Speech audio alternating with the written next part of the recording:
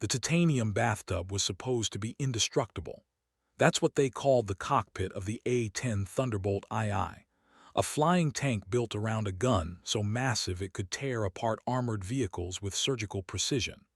But on that September morning in 2003, above the sun-scorched valleys of Afghanistan, even titanium had its limits.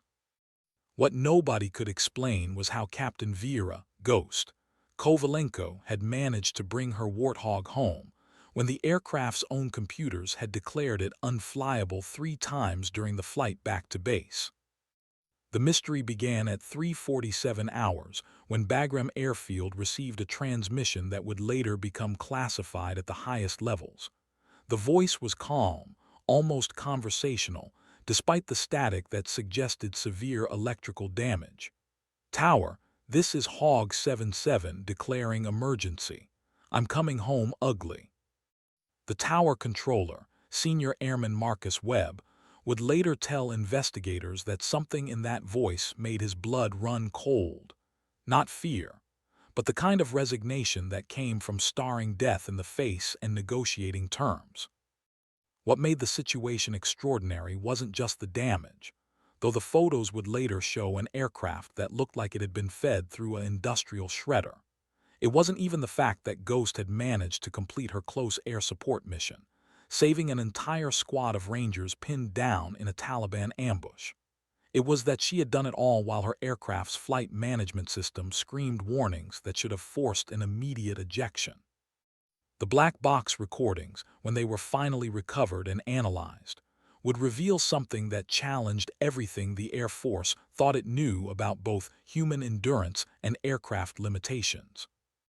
General Patricia Morrison had been emphatic during the pre-deployment briefings. No single aircraft can absorb the kind of punishment we're seeing in these mountain operations and remain mission-capable. Physics doesn't negotiate.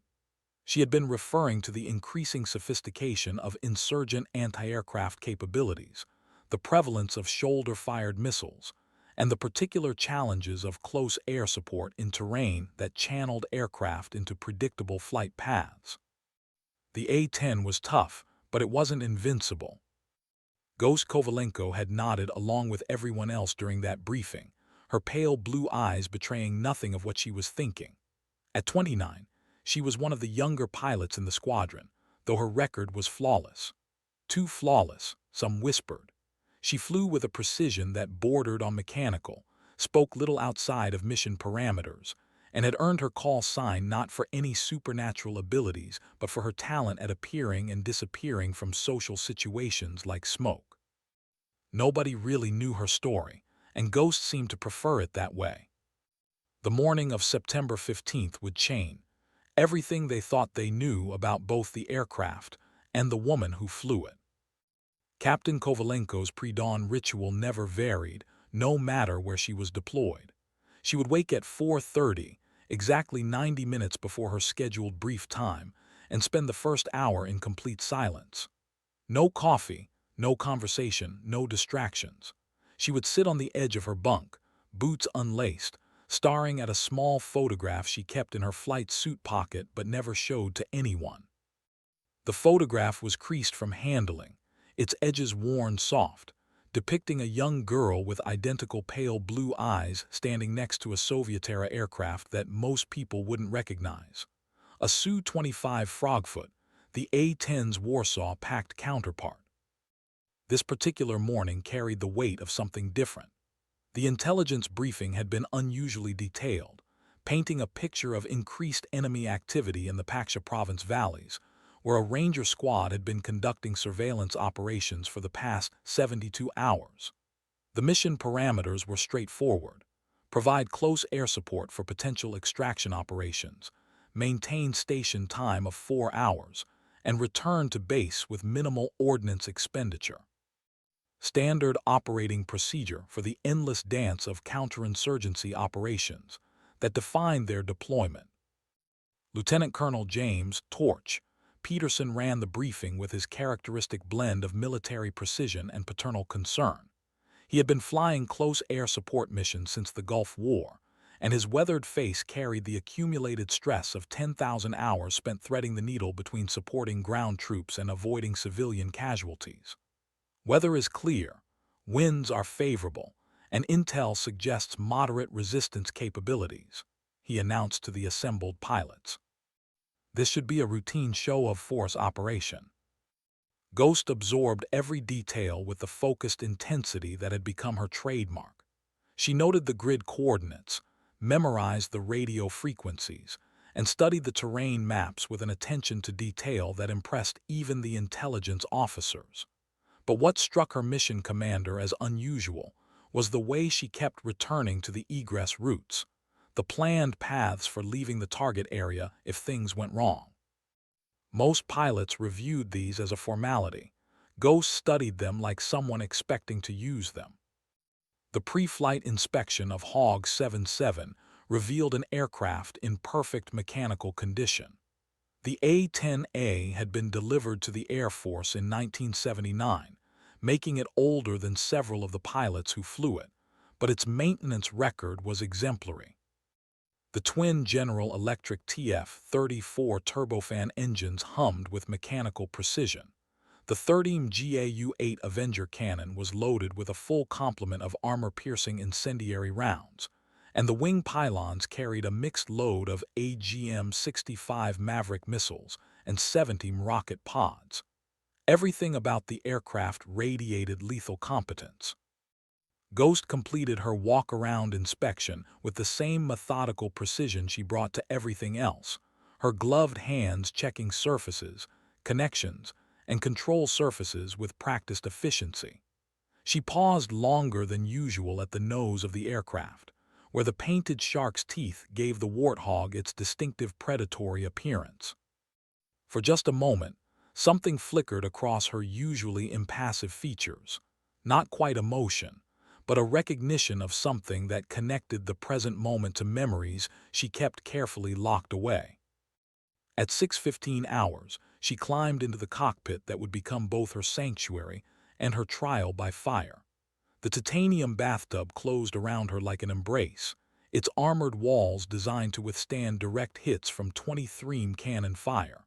As she ran through her pre-start checklist, Ghost had no way of knowing that within 6 hours, those specifications would be tested far beyond their design limits. The early morning departure from Bagram carried all the routine efficiency of a well-rehearsed operation.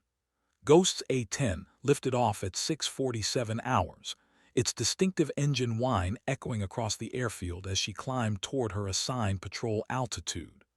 The Hindu Kush Mountains spread below her like a wrinkled blanket of brown and gray, their peaks catching the first golden light of dawn. At 12,000 feet, the air was crystalline clear, offering visibility that stretched to the horizon in every direction. HOG 77, you're cleared to patrol Grid 41 RPQ. Contact Overlord on Channel 7 for ground coordination, came the voice of departure control, professional and familiar. Ghost acknowledged with her standard brevity.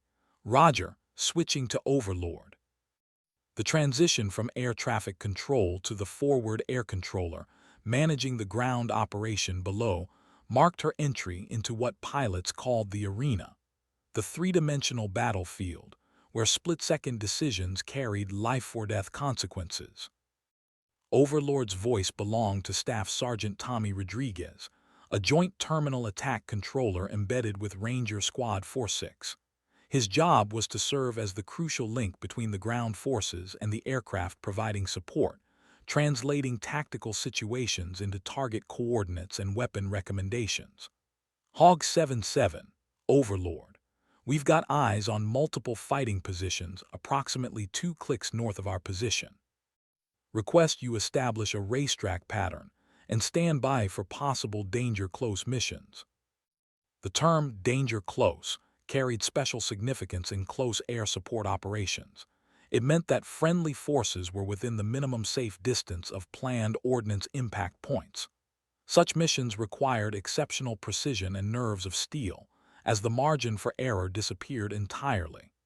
Ghost acknowledged the brief and began her orbit pattern, the A-10's relatively low speed and exceptional maneuverability making it ideal for this type of precision work.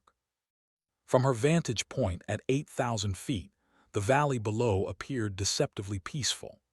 The early morning shadows created a complex pattern of light and dark that could easily conceal enemy positions, while the irregular terrain offered countless hiding places for fighters who knew how to use the landscape to their advantage.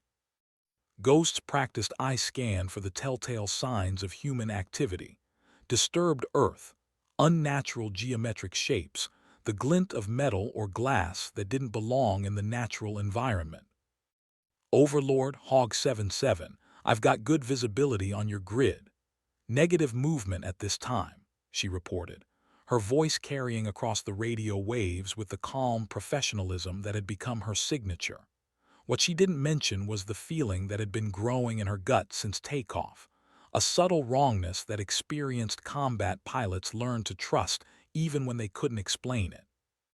The valley was too quiet, too empty, too perfect for an area where intelligence had indicated significant enemy presence.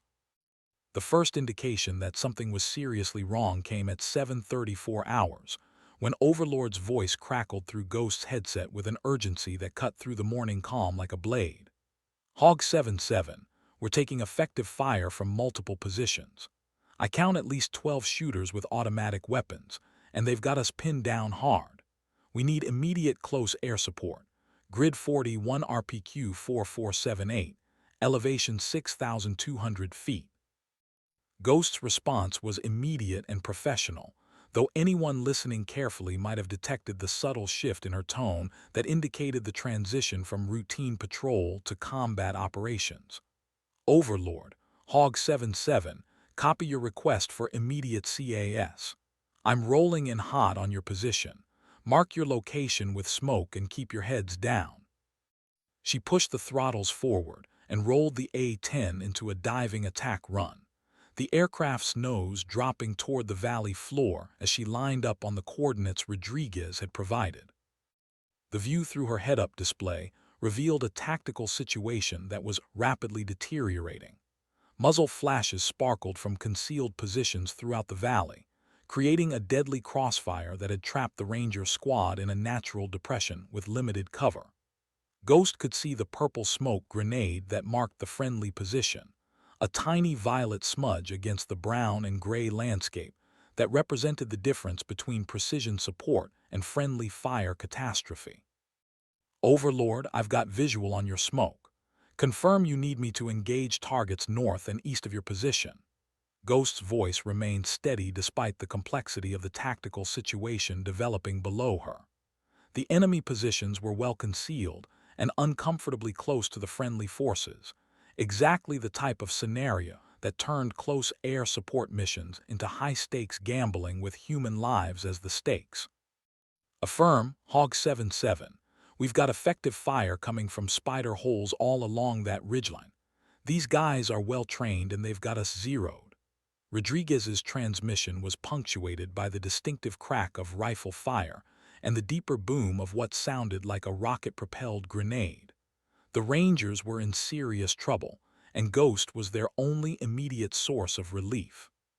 She selected her 30mm cannon and began her attack run, the massive GAU-8 Avenger spinning up with a mechanical whine that would have been audible to anyone within a half-mile radius.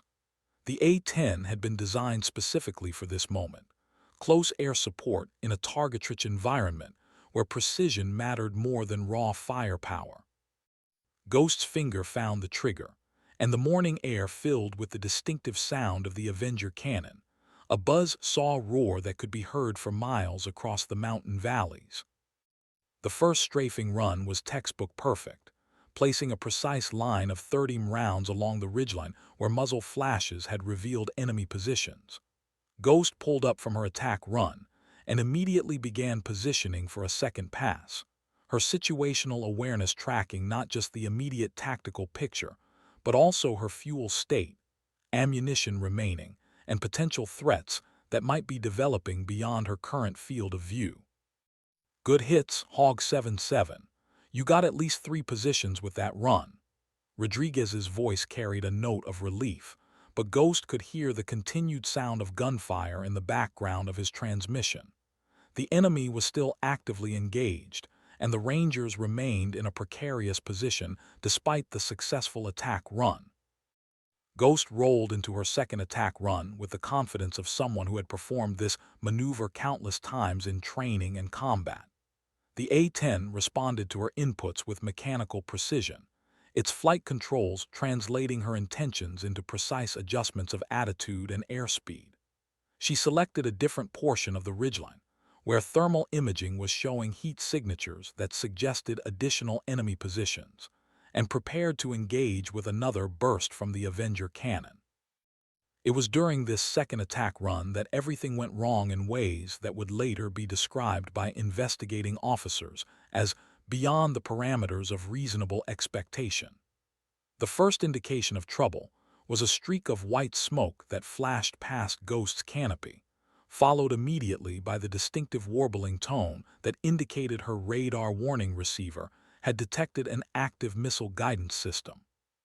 Someone down there had just fired a surface-to-air missile at her aircraft, and the engagement was about to become exponentially more dangerous. Missile launch. Hog 77 taking evasive action. Ghost's voice cut through the radio frequency with sharp urgency as she threw the A-10 into a violent defensive maneuver, pulling maximum G-forces as she attempted to break the missile's lock on her aircraft. The Warthog groaned under the stress, its airframe creaking as aerodynamic forces pushed it to the edge of its design envelope. Through her peripheral vision, Ghost caught sight of the missile, a shoulder-fired SA-7, older Soviet technology but still perfectly capable of downing an aircraft that couldn't outrun or outmaneuver it. The missile detonated 40 feet behind her left engine, close enough that the shrapnel pattern peppered the rear fuselage with hundreds of metallic fragments. The A-10 shuddered under the impact, and Ghost felt the aircraft's flight characteristics change immediately as damage to control surfaces and hydraulic systems began to manifest. Warning lights illuminated across her instrument panel like a malevolent Christmas tree, each red indicator representing a system that was either damaged or completely offline. Hog 77, Overlord. What's your status? That looked like a close one. Rodriguez's voice carried genuine concern, recognizing that the loss of their air support would likely prove fatal for his squad. The tactical situation on the ground remained desperate, with enemy fighters continuing to maintain effective fire on the Ranger positions despite the successful strafing runs. Ghost's response was characteristically calm, though trained ears might have detected the subtle tension that indicated she was dealing with significant aircraft malfunctions. Overlord, Hog 77 is still mission-capable with minor battle damage, continuing attack runs. The word minor was a considerable understatement, as her damage control display was showing hydraulic pressure loss, electrical system irregularities, and what appeared to be structural damage to her left horizontal stabilizer. The professional thing to do would have been to abort the mission and return to base for damage assessment and repairs. Any reasonable pilot, following standard operating procedures, would have declared an emergency and begun immediate departure from the combat area. Ghost was not any reasonable pilot, and the sounds of gunfire on Rodriguez's radio transmissions told her that leaving now would likely result in the deaths of 12 Rangers who were depending on her support. She rolled the damaged A-10 into another attack run, compensating for the altered flight characteristics with stick inputs that drew on every hour of her considerable flying experience. The aircraft felt different now, heavier on the controls, less responsive to her commands, with a subtle vibration that suggested structural damage somewhere in the empennage. But it was still flying, still capable of delivering ordnance on target, and still the only thing standing between a squad of Rangers and a very unpleasant fate. The second surface-to-air missile caught Ghost completely by surprise, launching from a position that hadn't been on any of the intelligence briefings, and following a flight path that suggested considerably more sophisticated guidance systems than the aging SA-7s that intelligence had predicted. This missile was faster, more maneuverable, and tracked her aircraft with a persistence that indicated advanced infrared guidance technology. Ghost had perhaps 3 seconds to react, a time frame that compressed decision-making into pure instinct and training. She deployed chaff and flares while simultaneously throwing the A-10 into another violent evasive maneuver, pushing the already damaged aircraft beyond any reasonable safety margin. The missile detonated close enough that the cockpit was filled with a brilliant white flash and the sound of metal striking metal with tremendous force. This time, the damage was impossible to ignore. Ghost's primary flight display went dark, followed immediately by her navigation systems and half of her engine instruments. The aircraft lurched violently to the left, and only her death grip on the stick prevented an immediate loss of control. Smoke began filtering into the cockpit through the environmental system, carrying the acrid smell of burning electrical components and something else, something that suggested structural damage to the aircraft's hull. Mayday, mayday, mayday. Hawk 77 has taken significant battle damage and is declaring emergency. Ghost's voice cut through the radio frequency with crisp professionalism, though anyone familiar with A-10 operations would recognize that a pilot didn't declare mayday unless the situation had moved far beyond manageable. The aircraft was shuddering violently now, requiring constant control inputs to maintain anything resembling stable flight. But even as she transmitted the emergency declaration, Ghost was already calculating her next attack run. The Rangers below were still taking effective fire. Rodriguez's transmissions were becoming increasingly desperate, and she could see through her remaining instruments that she still had ammunition and at least one functioning engine. The rational decision would be to begin immediate emergency egress procedures and return to base while the aircraft was still controllable. Instead, Ghost keyed her radio and made a transmission that would later become legendary among close air support pilots. Overlord, Hawk 77 is still in the fight. Give me those target coordinates one more time. The third attack run was conducted with an aircraft that had no business remaining airborne. Ghost's left engine was running at reduced power. Her hydraulic systems were operating on emergency backup pressure, and her flight controls felt like she was trying to fly a refrigerator through molasses. The A-10's legendary durability was being tested in ways that Fairchild Republic's engineers had never imagined when they designed the aircraft in the 1970s. Rodriguez's voice crackled through her remaining radio with coordinates for what appeared to be a heavy machine gun position that was preventing the Rangers from moving to better cover. Hawk 77, we've got a PKM at grid 41 RPQ 4482 that's got us completely pinned down. If you can't neutralize that position, we're not going to make it out of here. Ghost acknowledged the target and began what would later be described as the most technically challenging attack run of her career. With limited flight control authority and degraded engine performance, she had to calculate her approach angle, dive speed, and recovery altitude with a precision that left no margin for error. The slightest miscalculation would result in controlled flight into terrain, a euphemistic term for flying directly into the mountainside at terminal velocity. The GAU-8 Avenger cannon fired its final burst with mechanical reliability, placing a devastating concentration of 30 rounds directly on the coordinates Rodriguez had provided. The heavy machine gun position disappeared in a cloud of dust and debris, silencing the most dangerous threat to the trapped Rangers. Ghost pulled up from the attack run with her remaining engine screaming at maximum power, climbing away from the valley floor with an aircraft that was held together more by physics and determination than by any recognizable engineering principles. Outstanding, Hawk 77.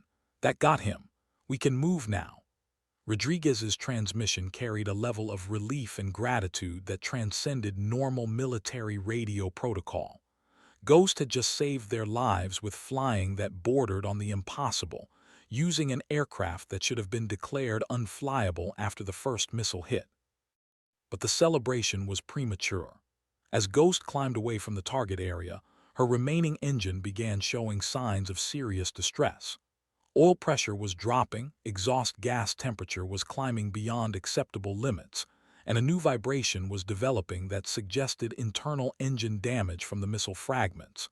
The A-10 had given everything it had to complete the mission, and now both aircraft and pilot faced the ultimate test: getting home alive.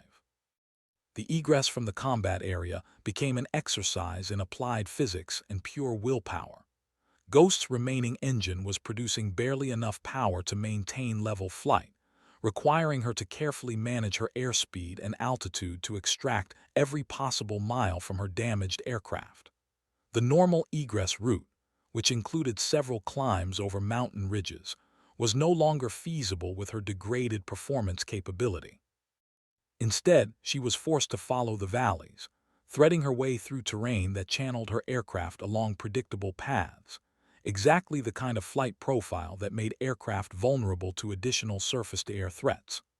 Ghost flew with the hyper-alertness of someone who understood that her situation was precarious at best, constantly scanning for additional missile launches, while simultaneously monitoring her engine parameters and calculating fuel consumption rates. Hog 77, Bagram Tower, we're tracking your emergency squawk. What are your intentions? The voice of the approach controller was professionally calm, though Ghost could detect the underlying concern that came with managing an aircraft emergency. From the tower's perspective, they had an A-10 declaring an emergency with unknown battle damage and uncertain flight capabilities, exactly the kind of situation that could rapidly evolve from controllable emergency to smoking crater. Ghost's response was characteristically precise. Bagram Tower, Hog 77 is requesting straighten approach to runway 21, emergency equipment standing by. Aircraft has sustained multiple missile hits with engine and flight control damage. Fuel remaining 45 minutes. The transmission conveyed essential information without unnecessary elaboration, allowing the controller to begin coordinating the emergency response activities that might be needed upon her arrival.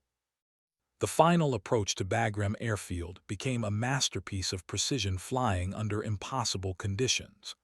Ghost's aircraft was barely maintaining flying speed, requiring constant attention to prevent either a stall or an uncommanded roll that could prove unrecoverable.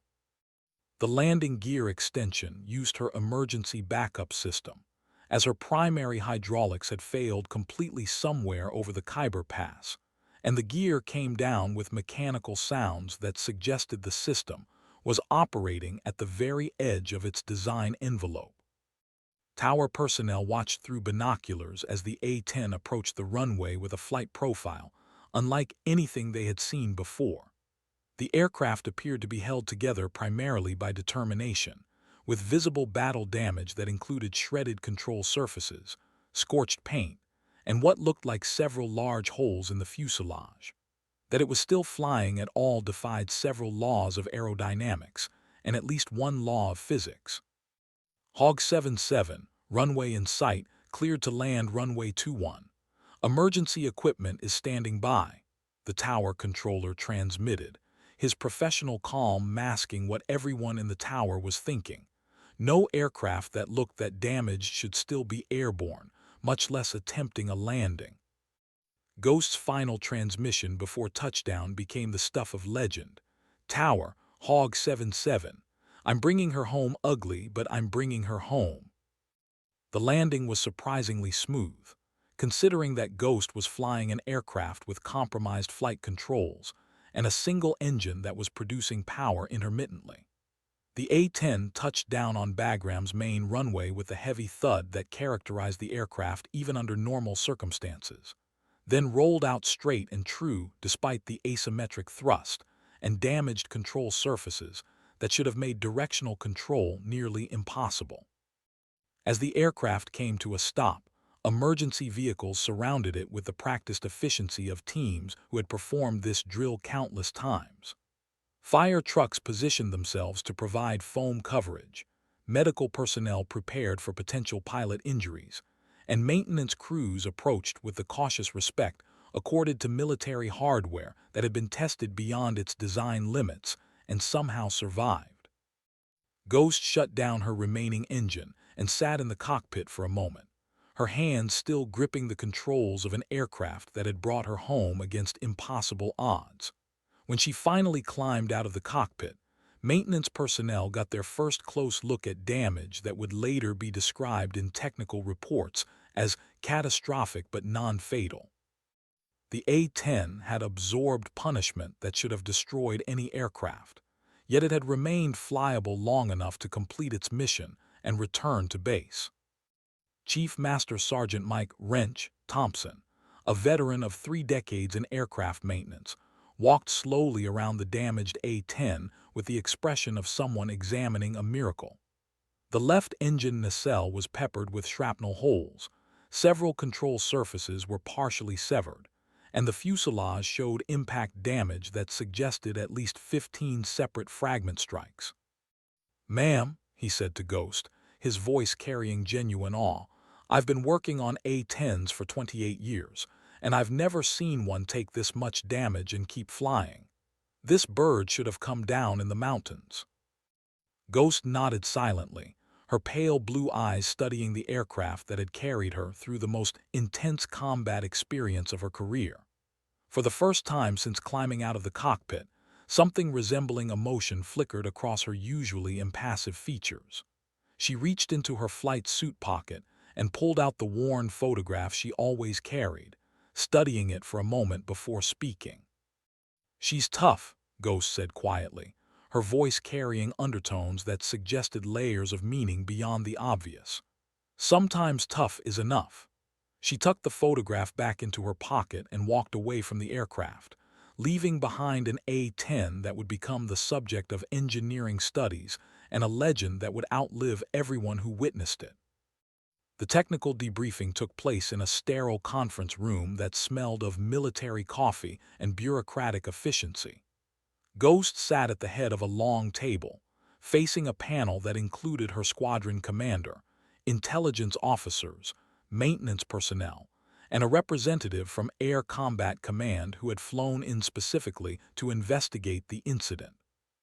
The questions were thorough and professional, focusing on aircraft performance, weapon effectiveness, and the tactical decision-making process that had kept her in the fight despite catastrophic battle damage. "Captain Kovalenko," began Lieutenant Colonel Peterson, "walk us through your decision to continue the attack runs after taking the first missile hit. Standard operating procedure calls for immediate egress when an aircraft sustains significant battle damage." Ghost's response was characteristically precise. "Sir, the ground situation indicated that Ranger Squad 46 would not survive without continued close air support. I assessed my aircraft as still mission-capable and elected to continue providing support until the tactical situation was resolved." The words were militarily correct, but they didn't begin to capture the complexity of split-second decisions made while flying a damaged aircraft under enemy fire. The maintenance officer leaned forward with a technical manual open in front of him. "Captain, our preliminary assessment shows that your aircraft sustained damage to primary hydraulics, secondary electrical systems, and significant structural impact to the empennage. The flight manual specifically states that any combination of these failures should result in immediate landing at the nearest suitable facility." "Yes, sir," Ghost acknowledged. However, the nearest suitable facility was Bagram, and the direct route would have taken me over additional hostile territory.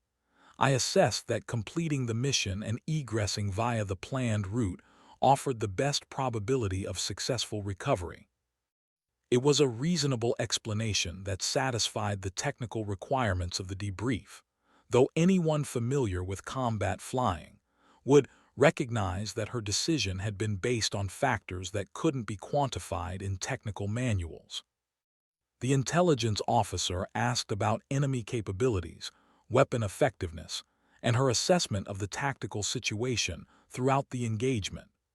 Ghost's answers were thorough and professional, providing the kind of detailed operational information that would be incorporated into future intelligence briefings and tactical planning sessions. Her observations about enemy anti-aircraft capabilities were particularly valuable, as they suggested a level of sophistication that hadn't been reflected in previous intelligence estimates. But the question that everyone wanted to ask, the question that hung in the air throughout the entire debriefing, remained unspoken until the very end of the session. It was the youngest officer present, a recently assigned intelligence analyst, who finally voiced what everyone was thinking. "Ma'am, how did you know that the aircraft would hold together long enough to complete the mission and return to base?" Ghost was quiet for a long moment, her pale blue eyes focusing on something beyond the conference room walls. When she finally spoke, her voice carried a quality that suggested she was drawing on experiences and knowledge that transcended the immediate tactical situation. "Sometimes you don't know," she said quietly. "Sometimes you just trust." The formal investigation into the incident would eventually produce a report that ran to over 300 pages, complete with technical diagrams, metallurgical analysis of the battle damage, and computer simulations that attempted to model the aerodynamic characteristics of an A-10 operating with the combination of damage that Ghost's aircraft had sustained. The conclusion, stated in the dry language of official military documentation, was that continued flight should have been impossible under the recorded conditions. What the report couldn't capture was the human element that had made the impossible routine. Ghost's flying had transcended technical proficiency, moving into the realm of artistry, where pilot and aircraft merged into something greater than the sum of their individual capabilities. She had flown with an intuitive understanding of her aircraft's limits that went beyond what could be taught in any flight training program. The story of Ghost's mission began spreading through the close air support community, with the velocity that only truly remarkable events achieve. Pilots who had flown thousands of combat hours found themselves discussing technical details and tactical decisions with the kind of reverential attention usually reserved for legendary figures. The consensus among experienced A-10 pilots was unanimous. What Ghost had accomplished wasn't just exceptional flying, it was flying that redefined what was possible. But Ghost herself seemed largely unaffected by the growing attention her mission was receiving. She returned to the flight schedule with the same professional competence she had always demonstrated, flying subsequent missions with the same precision and tactical awareness that had characterized her entire career. The only visible change was that she had begun wearing a small pin on her flight suit, a miniature representation of Soviet Air Force wings that most people assumed was some kind of family heirloom. The truth about that pin, and about Ghost herself, would emerge gradually over the weeks following her legendary mission. It began with casual observations from other pilots who noticed that Ghost's flying techniques incorporated elements that weren't taught in American flight training programs. Her approach to close air support missions reflected tactical thinking that seemed to draw on different doctrinal sources, and her aircraft handling demonstrated familiarity with flight characteristics that suggested experience with aircraft other than the A-10. The first concrete clue came when Captain Lisa Viper Morrison, one of the few pilots who had managed to engage Ghost in conversation beyond purely professional topics, noticed that Ghost's personal effects included literature written in what appeared to be Cyrillic script. When asked about it, Ghost had simply shrugged and mentioned that she enjoyed reading technical manuals in their original languages. It wasn't until a visiting Russian Air Force liaison officer recognized the pin on Ghost's flight suit that the pieces began falling into place. The wings belonged to a Soviet Air Force Su-25 pilot, and they were awarded only to pilots who had demonstrated exceptional competence in close air support operations. For an American A-10 pilot to possess such wings suggested a history that was far more complex than her official personnel records indicated. The revelation came during what should have been a routine social function, a squadron barbecue designed to boost morale and provide pilots with an opportunity to decompress from the stresses of combat operations. Ghost had been standing apart from the main group, as was her custom, when the Russian liaison officer approached her with an expression of recognition and surprise. "I know those wings," Colonel Viktor Petrov said in accented English, gesturing toward Ghost's flight suit. "My father flew Su-25s in Afghanistan during the 1980s. He told me stories about a young pilot who could make that aircraft do things that the engineers said were impossible. She had eyes the color of winter sky and flew like she was born in the cockpit." Ghost studied the Russian officer with her characteristic intensity, her pale blue eyes revealing nothing of what she was thinking. After a moment, she reached into her flight suit pocket and withdrew the worn photograph she always carried. The image showed a young girl standing next to a Soviet Su-25 Frogfoot, the A-10's Warsaw-packed counterpart, with a man in Soviet Air Force uniform whose eyes were identical to Ghost's. "My father," she said quietly, her voice carrying traces of an accent that most people had attributed to regional American dialects, but which suddenly made perfect sense in a different context. "He taught me that aircraft have souls, and that a pilot's job is to understand what the soul needs to survive." The gathered pilots absorbed this revelation in stunned silence, suddenly understanding that Ghost's exceptional flying abilities weren't just the result of superior training or natural talent. She had grown up in a tradition of close air support aviation that predated American involvement in asymmetric warfare by decades, learning aircraft handling techniques from someone who had flown combat missions in some of the most challenging conditions imaginable. Colonel Petrov nodded slowly, recognition and respect evident in his expression. "Your father was legendary among Su-25 pilots. They said he could coax performance from that aircraft that exceeded its design specifications. It appears that talent runs in families." Ghost's response was characteristically understated.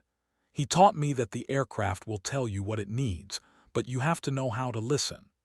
The words carried implications that extended far beyond basic pilot training, suggesting a philosophy of aviation that treated aircraft as partners rather than mere machines. The story of Ghost's family history began to emerge over the following weeks, pieced together from fragments of conversation and careful research by pilots who had developed genuine respect for their enigmatic squadron mate. Her father had been Lieutenant Colonel Dmitry Kovalenko, a Soviet Air Force pilot who had flown over 200 combat missions in Afghanistan between 1985 and 1988. His service record, when it was finally located through unofficial channels, showed a pilot whose abilities had been exceptional even by the demanding standards of Soviet close air support aviation. Following the collapse of the Soviet Union, Dmitry had immigrated to the United States with his family, eventually becoming an American citizen and working as a civilian test pilot for aircraft manufacturers. He had passed away when Vera was 18, but not before spending countless hours teaching his daughter the finer points of tactical aviation and aircraft systems management. The lessons had been conducted in aging civilian aircraft that couldn't replicate the performance of military fighters, but they had instilled principles that transcended specific aircraft types. Ghost's path to American military aviation had been unconventional but ultimately successful. She had earned her commission through the Air Force Academy, where her exceptional aptitude for aviation had been immediately apparent to her instructors. Her academic record showed a particular interest in aircraft systems engineering and tactical aviation history, with a senior thesis that examined close air support techniques used in various conflicts throughout the 20th century. But what her official records couldn't capture was the deeper understanding of aviation that she had inherited from her father, an intuitive grasp of aircraft behavior that allowed her to extract performance that exceeded normal operational parameters. The lessons had been reinforced by countless hours of study and practice, creating a pilot whose capabilities represented the synthesis of two different but complementary traditions of tactical aviation. The recognition of Ghost's unique background changed the dynamic within the squadron in subtle but significant ways. Pilots who had previously viewed her as simply an exceptionally competent colleague now understood that her abilities represented something more rare and valuable.